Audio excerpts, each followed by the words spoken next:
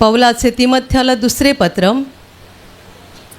अध्याय 2 वचन 1 मी वाचून दाखवते. सर्वजण लक्ष द्या. माझ्या मुला, ख्रिस्त येशूच्या ठायी असलेल्या कृपेत बलवान होत जा. Hallelujah, hallelujah, hallelujah, hallelujah. Paul तिमथ्याला लिहित आहे, माझ्या मुला, ख्रिस्त येशूच्या ठायी असलेल्या कृपेत बलवान होत जा. तो तिमथ्याला लिहिताना माझ्या मुला असा शब्द वापरतो, कारण तिमथ्य त्याचं आत्मिक लेकरू होतं, आत्मिक मुलगा होता, आणि म्हणून तो असं म्हणत आहे, माझ्या मुला. आणि महत्त्वाचा सल्ला आहे, ख्रिस्त येशूमध्ये असलेल्या कृपेत बलवान होत जा. कृपेत बलवान होत जा म्हणजे कृपेमध्ये वाढत जा, कृपेमध्ये मजबूत होत जा. Hallelujah, hallelujah, hallelujah, hallelujah. माझ्या प्रिय भावांनो आणि बहिणींनो, आपण अनेक वेळेला देवाकडे प्रार्थना करतो आणि त्या प्रार्थनेमध्ये आपण देवाची कृपा आपल्या जीवनावर आणि कुटुंबावर मागत असतो. आपण देवाकडून कृपा मागतो आपल्या जीवनावर, आपल्या घरावर, कुटुंबावर, नोकरीधंद्यावर, शिक्षणावर आपण देवाची कृपा मागत असतो. म्हणजे आपल्याला हे माहिती आहे की त्या कृपेचा स्रोत देव स्वतः आहे. त्या कृपेचा उगम परमेश्वर आहे आणि त्याने दिल्याशिवाय ती कृपा आपल्याला लाभू शकत नाही. म्हणजे देवाने आपल्याला कृपा द्यायला पाहिजे म्हणून आपण मागत असतो. पण इथे वचनामध्ये तिमथ्याला सल्ला असा दिला जातोय, त्यालाच सांगितलं जातं आहे, ख्रिस्त येशूमध्ये असलेल्या कृपेमध्ये वाढत जा. म्हणजे हे तुझं काम आहे. बलवान होत जा म्हणजे हे तुझं काम आहे की त्या कृपेमध्ये, देवाने तुला जी कृपा दिलेली आहे त्या कृपेमध्ये बलवान बनणं हे तुझं काम आहे. Hallelujah, hallelujah, hallelujah, hallelujah. हे वचन समजून घेणं फार महत्त्वाचं आहे. छोटंसं वाटतं आणि तुमच्यापैकी जितके बायबल वाचतात तुम्ही अनेक वेळा हे वचन वाचलं असेल, पण हे वचन जेवढं छोटं आहे तेवढा त्याचा अर्थ छोटा नाही आहे, फार सखोल असा अर्थ आहे. आपण रोज आपल्या जीवनामध्ये देवाची कृपा मागतो. प्रार्थना करणारे लोक सतत देवाची कृपा मागतात, परंतु आपल्याला हे पण समजणं गरजेचं आहे की त्या कृपेमध्ये वाढत जाणं, त्या कृपेमध्ये बलवान बनणं, त्या कृपेमध्ये मजबूत होणं हे देवाचं काम नाही आहे, हे आपलं काम आहे. हा देवाचा निर्णय नाही आहे, हा आपला निर्णय आहे. आणि त्यासाठी लागणारी मेहनत, परिश्रम हे देवाने घ्यायचे नाही आहेत, आपण घ्यायचे आहेत. ख्रिस्त येशूच्या ठायी असलेल्या कृपेत बलवान होत जा, याला आपण सल्ला म्हणू शकतो किंवा पौलाने तिमथ्याला दिलेली आज्ञा आहे, बलवान हो या कृपेमध्ये. येशू ख्रिस्तामध्ये तुला देवाने जी कृपा दिलेली आहे त्या कृपेमध्ये मजबूत बनणं आणि त्या कृपेमध्ये वाढत जाणं हे तुझं काम आहे.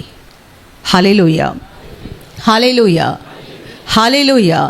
हे वचन समजून घेणं फार महत्त्वाचं आहे, कारण खूप वेळेला आपण आंधळ्यासारखे, मुक्यासारखे आणि बहिऱ्यासारखे असे आत्मिक जगामध्ये वावरत राहतो आणि आपण असं म्हणतो, सगळं देव करेल, सगळं देव करेल.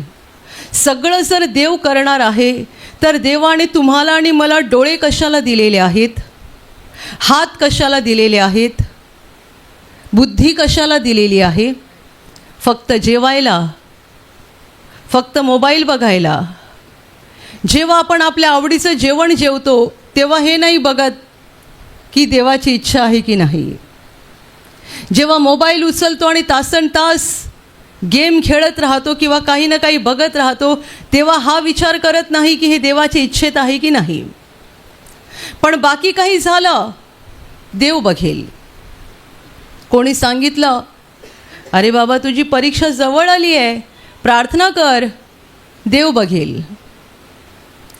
एवढा आजारी आहेस, प्रार्थना कर, देव करेल, देव बघेल, देव करेल, अशा रीतीने बोलून आम्ही आत्मिक जगामध्ये आंधळे, मुके आणि बहिरे असल्यासारखे वागतो, ज्यामुळे ख्रिस्त येशूमध्ये आम्हाला देवाची जी काही कृपा मिळाली आहे त्या कृपेत आम्ही बलवान होत नाही, तर दुबळे बनत जातो. ख्रिस्त येशूमध्ये आम्हाला देवाची कृपा मिळते पुष्कळ. सगळ्यात पहिली कृपा म्हणजे आम्हाला पापांची क्षमा मिळते. दुसरी कृपा आम्हाला पवित्र आत्मा मिळतो. तिसरी कृपा आम्हाला आजारमुक्ती मिळते.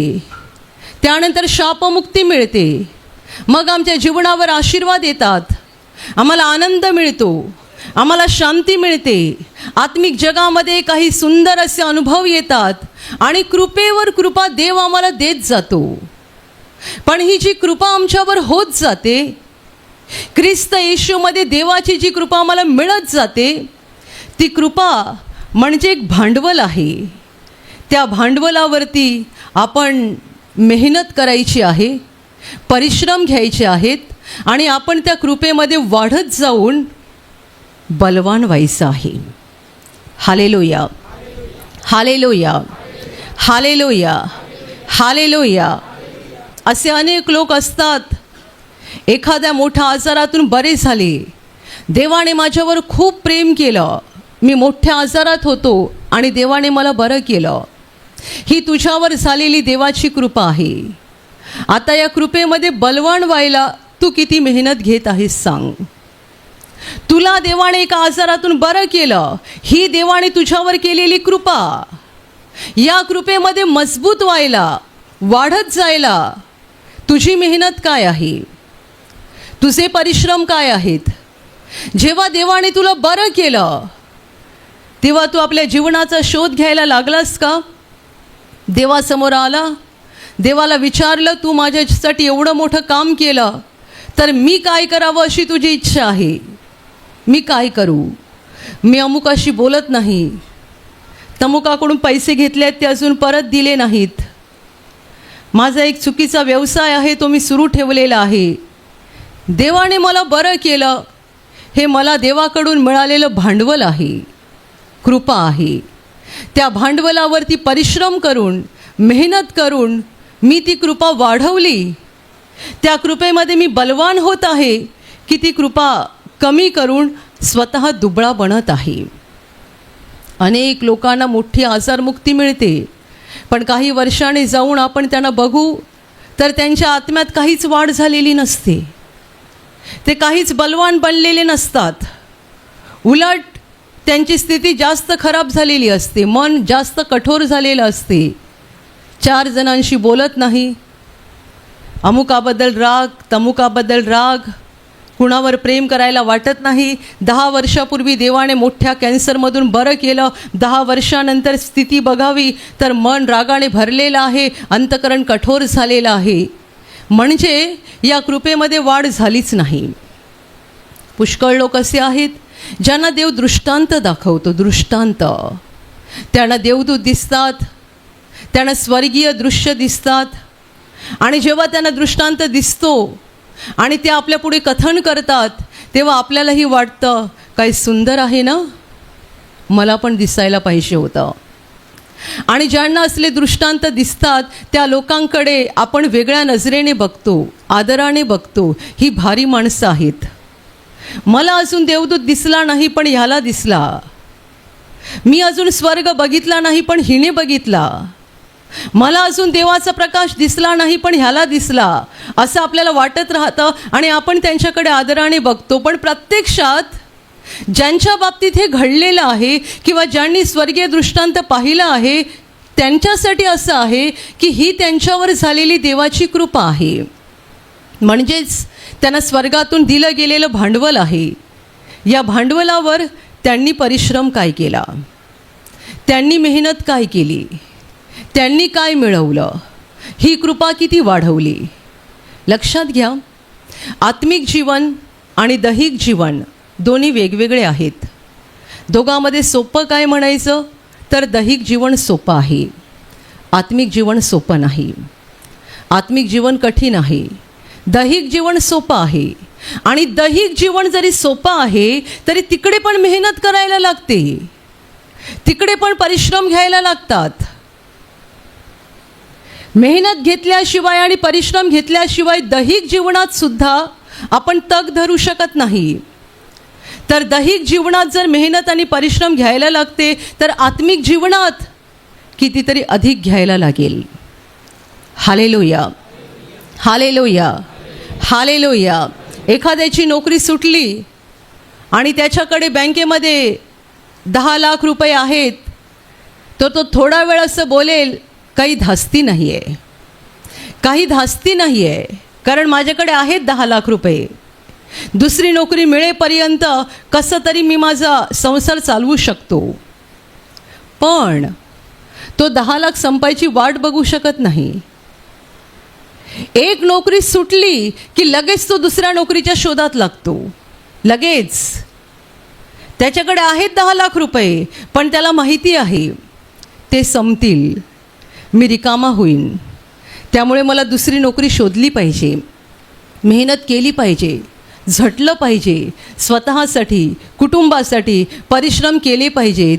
पण तो जर आळशी बनला आणि असं म्हणायला लागला, काही चिंता नाही आहे, 10 लाख रुपये बघू उद्या, बघू परवा, असं करता करता महिने महिने महिने निघत जातील. घराचं भाडं, महिन्याचा किराणा, मुलांच्या शाळेची फी आणि बाकी सगळा खर्च करता करता ते पैसे कुठून संपून जातील आणि कधी त्याला दुसऱ्यांपुढे भीक मागायची वेळ येईल ते त्याला लक्षात पण येणार नाही, जर तो आळशी बनून सुस्त राहिला तर. दैहिक जीवन पण असं कठीण आहे, दैहिक जीवन पण एवढं सोपं नाही आहे.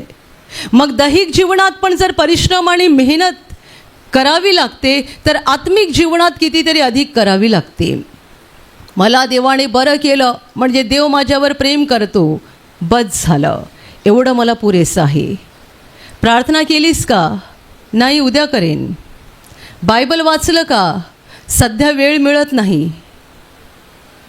प्रार्थना केली का? उद्या करेन. बायबल वाचलं का? वेळ मिळत नाही. प्रार्थना घरात प्रार्थनेला जाता का? हो, जात होतो, पण आता कसं आहे ना, कामधंदा वाढला आहे ना, वेळ मिळत नाही. हालेलुया. आजच एक साक्ष आली, गोव्यावरून बंधू प्रार्थनेला आले होते. त्यांनी साक्षीमध्ये सांगितलं, मी दिवसाला 3,000 रुपये कमवत होतो, परंतु पैसे मला पुरतच नव्हते. दिवसाला 3,000 रुपये कमवून पण पैसे पुरत नव्हते. आणि एक दिवस आपले ब्रदर त्याच्या स्वप्नात आले आणि ब्रदर त्याला म्हणाले, गुडघ्यावर ये माझ्यासमोर. त्याने गुडघे टेकले आणि ब्रदरांनी मोलाचा सल्ला दिला, बिझनेस कमी कर आणि येशूच्या मागे लाग.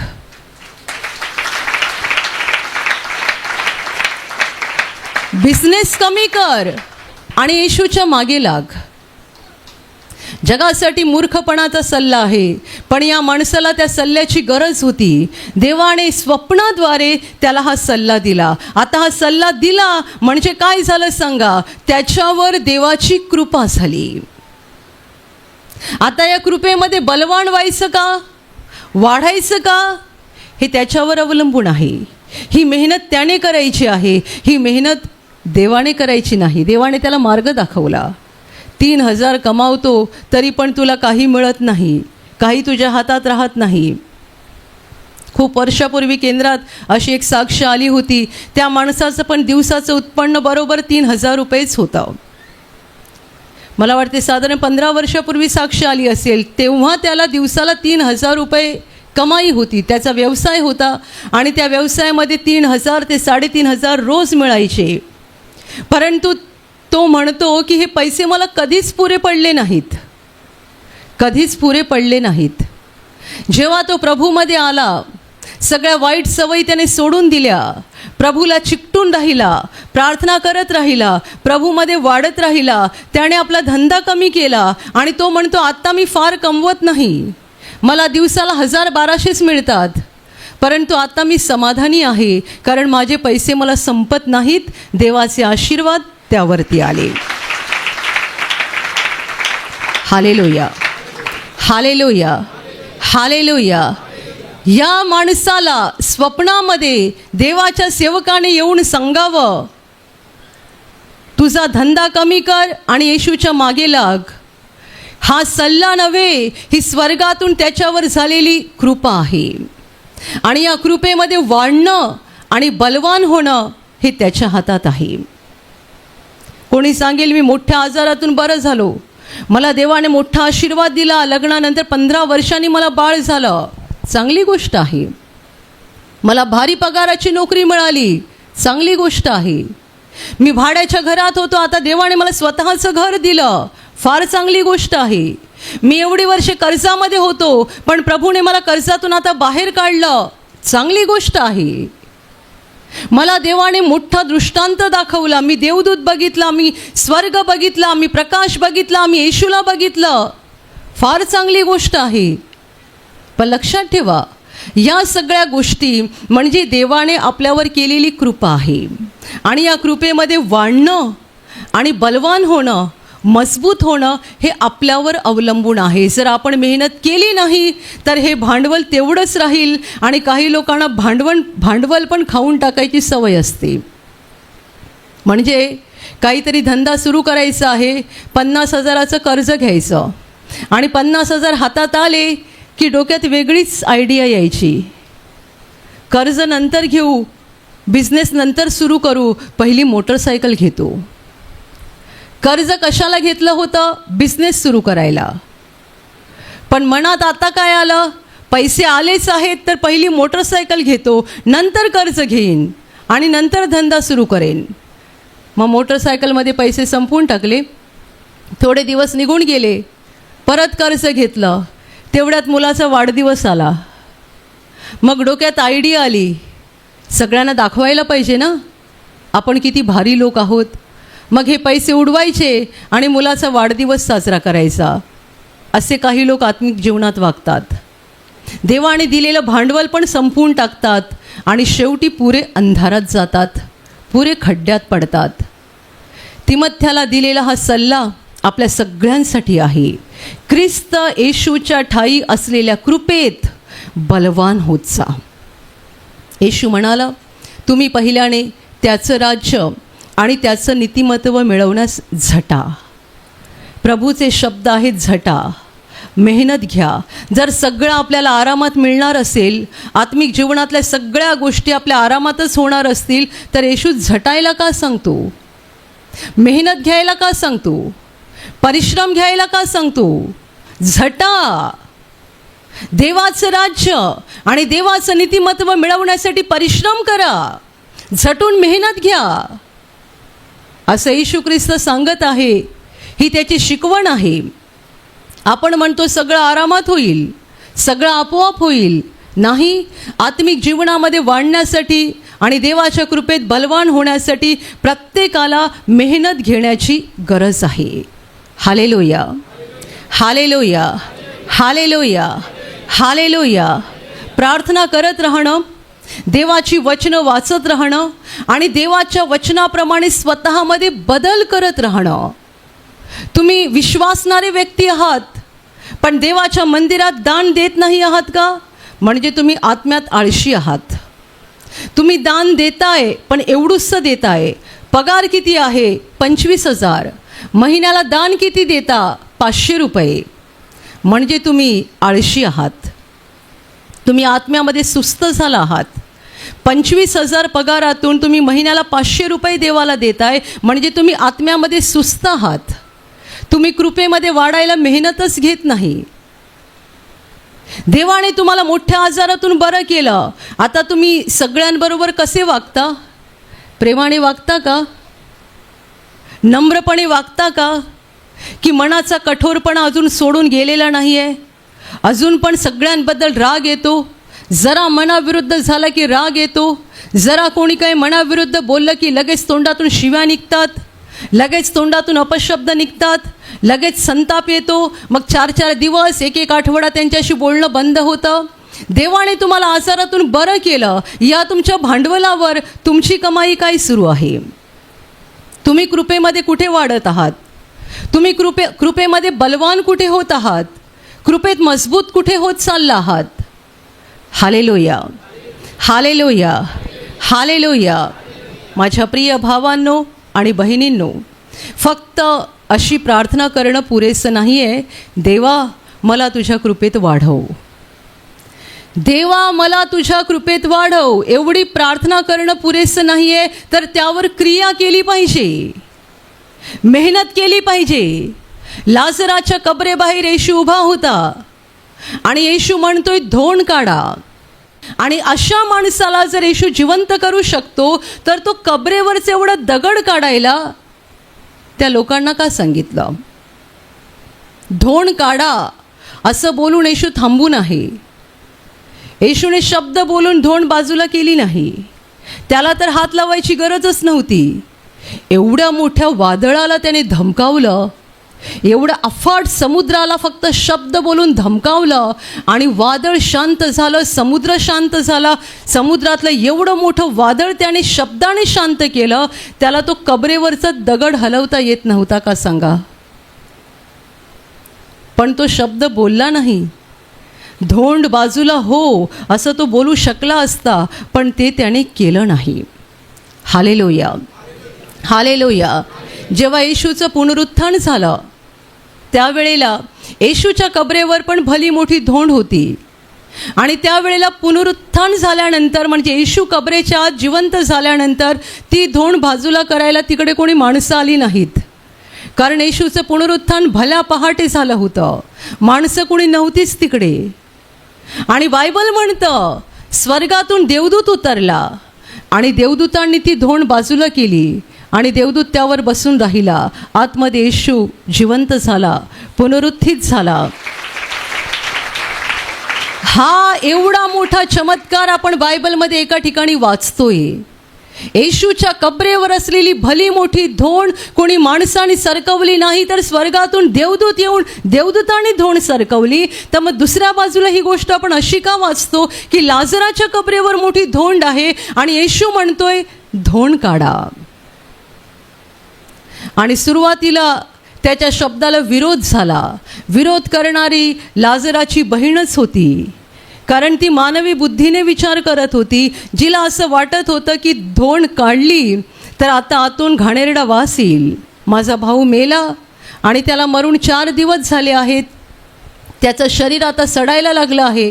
दगड काढला, ही धोंड काढली तर वास येईल, म्हणून तिने अडथळा आणला खरा, परंतु प्रभूने त्याच्या वचनाची तिला आठवण करून दिली.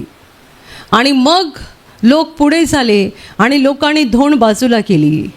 धोंड बाजूला झाल्यानंतर येशू म्हणाला लाजरा बाहेर ये.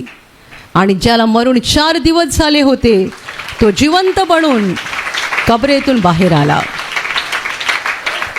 Hallelujah, hallelujah, hallelujah, hallelujah.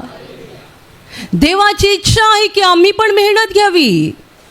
त्याने आम्हाला अक्कल दिलेली आहे, त्याने आम्हाला शरीर दिलेलं आहे, तो आम्हाला पवित्र आत्म्याच्या द्वारे प्रेरणा देतो. आम्ही त्याने सांगितलेल्या गोष्टी कराव्यात ही त्याची इच्छा आहे. Hallelujah, hallelujah, hallelujah. तुम्हाला एखादा आजार आहे आणि देवाला तुम्हाला बरं करायचं आहे, पण देव तुम्हाला सांगतोय अमुक एका व्यक्तीशी तुझं बोलणं नाही आहे, त्याच्याशी बोलणं कर पहिलं. खरं तर ही गोष्ट खूप छोटी आहे. आजार बरा करणं ही मोठी गोष्ट आहे. देव मोठी गोष्ट करतो, आपल्याला छोटी गोष्ट करायला लावतो. तुम्ही जर ऐकलं तर देव पुढे जाईल आणि तुम्हाला बरं करेल. तुम्ही ऐकलं नाही तर आजार तसाच राहील आणि तुम्ही म्हणत राहाल माझी प्रार्थना सुरू आहे, देव मला बरं करणार. माझी प्रार्थना सुरू आहे, देव मला बरं करेल. आज करेल, उद्या करेल, परवा करेल, पण देव मला बरं करेल. पण देव तुला काहीतरी सांगतोय, ती तुझ्यासाठी एक मेहनतीची गोष्ट आहे, ती तुला केली पाहिजे. आज सकाळच्या सेशनमध्ये एका भावाने एक साक्ष दिली. त्याने खूप वर्षापूर्वी कोणाचे पैसे घेतले होते आणि काहीतरी वादविवाद त्या माणसाशी झाल्यामुळे त्याने पैसे परत केले नाहीत. इतकी वर्ष झाली, काहीतरी 25 वर्ष झाली, त्याने त्या माणसाचे पैसे परत दिलेच नाहीत.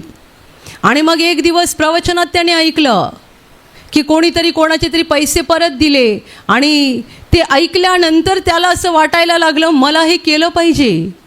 मी 25 वर्षापूर्वी त्याचे पैसे घेतले होते आणि आजपर्यंत मी दिले नाहीत रागाने, पण आता मला दिले पाहिजेत. तो पैसे देण्यासाठी गेला तेव्हा नेहमीप्रमाणे चांगल्या कामाला अडथळे येतात तसं त्याला अडवण्यात आलं. खुद्द त्याच्या आईनेच अडवलं. आता काय गरज आहे, राहू दे. 25 वर्ष झाली. तो पण विसरला, आपण पण विसरलो, सगळे विसरले. खूप वेळा आपल्याला असं वाटतं की आपण विसरलो, पण तो विसरला नाही आहे. तो न्यायी परमेश्वर आहे. त्याच्या रेकॉर्डमध्ये सगळं काही असतं, तो विसरत नाही. आणि आईने सांगितलं म्हणून ह्याने पण थोड्या वेळासाठी मन बदललं, जाऊ दे आता नाही देत पैसे. पण नंतर पुन्हा देवाने त्याला जागं केलं आणि पुन्हा त्याला वाटलं की मी जाऊन पैसे द्यायला पाहिजेत. तो पैसे घेऊन गेला, वरती 2000 रुपये एक्स्ट्रा दिले, पाय धरले, त्यांची क्षमा मागितली. एवढी वर्षे मी तुमचे पैसे अडवून ठेवले, पण आता मला क्षमा करा आणि आता मी तुम्हाला पैशात 2000 रुपये वाढवून पण देत आहे, पण मला क्षमा करा, आणि पैसे देऊन आला. म्हणजे काय केलं सांगा? देवाने या माणसाला जी कृपा दिली, या कृपेवर त्याने मेहनत केली, कृपेत वाढण्यासाठी आणि बलवान होण्यासाठी. Hallelujah, hallelujah, hallelujah, hallelujah, hallelujah. आम्ही चांगली चांगली मस्त प्रवचनं ऐकतो आणि आमच्या जीवनातल्या चुकीच्या गोष्टी झाकून ठेवतो, आमची वाईट कामं झाकून ठेवतो आणि आम्ही स्वतःचंच सांत्वन करून घेतो. आमची प्रार्थना सुरू आहे, आम्ही प्रवचनं ऐकतो, आम्ही देवाची वचनं वाचतो, आमचं सुरू आहे. तुम्ही खरी मेहनत घेत आहात का? देवाच्या कृपेमध्ये बलवान होण्यासाठी, देवाच्या कृपेत वाढण्यासाठी तुमचे खरे श्रम सुरू आहेत का? नाहीतर गेल्या 2000 वर्षात जगामध्ये अशी शेकडो, हजारो आणि लाखो माणसं येऊन गेली ज्यांनी देवाच्या कृपेचा अनुभव घेतला, पण त्याचा त्यांना पुढे जाऊन फायदा झालाच नाही, कारण त्यांनी त्या कृपेत वाढण्यासाठी मेहनत केली नाही.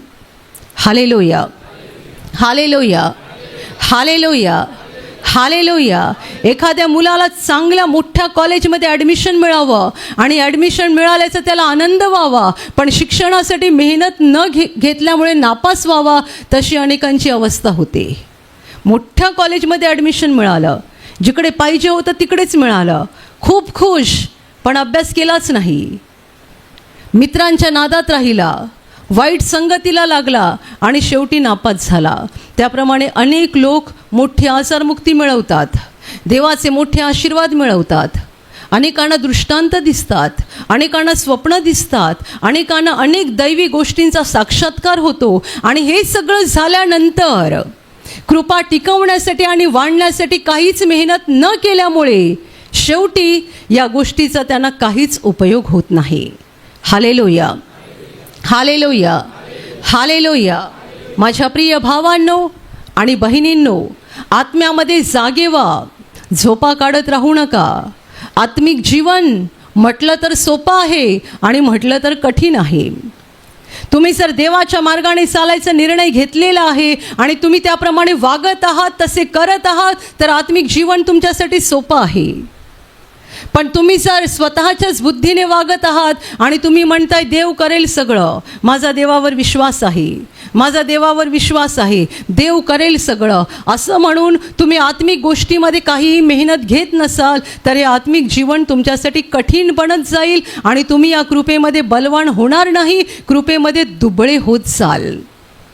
म्हणून तुम्ही अशा काही लोकांना बघाल जे 25 वर्षे 40 वर्षे येशूवर विश्वास ठेवून आहेत, पण त्यांचं आत्मिक जीवन दुबळं आहे. नेहमी त्यांचं रडगाणं सुरू असतं. आणि असे लोक बघाल ज्यांना प्रभूमध्ये येऊन 5 वर्ष झाली, 7 वर्ष झाली, पण त्यांचं आत्मिक जीवन सधन झालं, संपन्न झालं. आपण सधन आणि संपन्न आत्मिक जीवन कशाला म्हणू शकतो? तो स्वतः हसतोय आणि दुसऱ्यांच्या चेहऱ्यावर पण आनंद आणतोय. त्याच्या प्रार्थनेमध्ये ताकद आहे.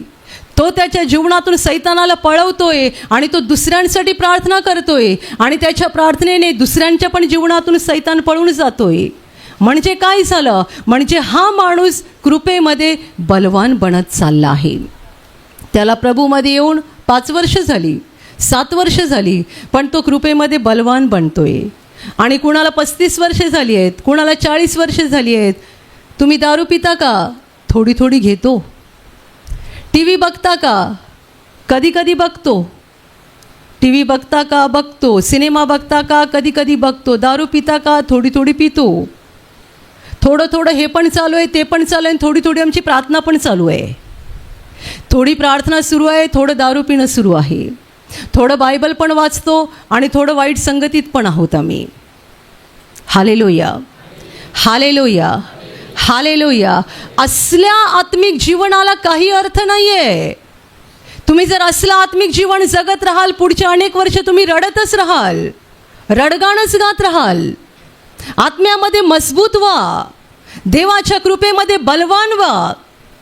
तुम्ही कमजोर पडता कामा नये. तुम्हाला सैतानाला तुमच्या जीवनातून हाकलता आलंच पाहिजे. आणि त्याचबरोबर तुमच्या कुटुंबातून आणि दुसऱ्या अनेकांच्या जीवनातून सैतानाला तुम्हाला हाकलता आलं पाहिजे. देवाने आपल्याला त्यासाठी पाचारण केलं आहे, त्यासाठी बोलावलं आहे, त्यासाठी निवडलं आहे की आपण त्याच्या कृपेमध्ये बलवान व्हावे, मजबूत व्हावे, दुबळं बनावं आपण, अशी देवाची इच्छा नाही.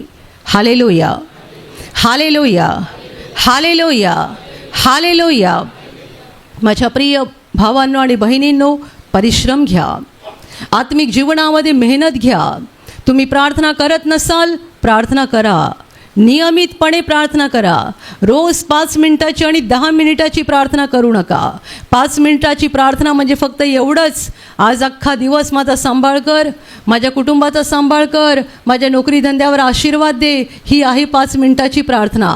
असली प्रार्थना करू नका.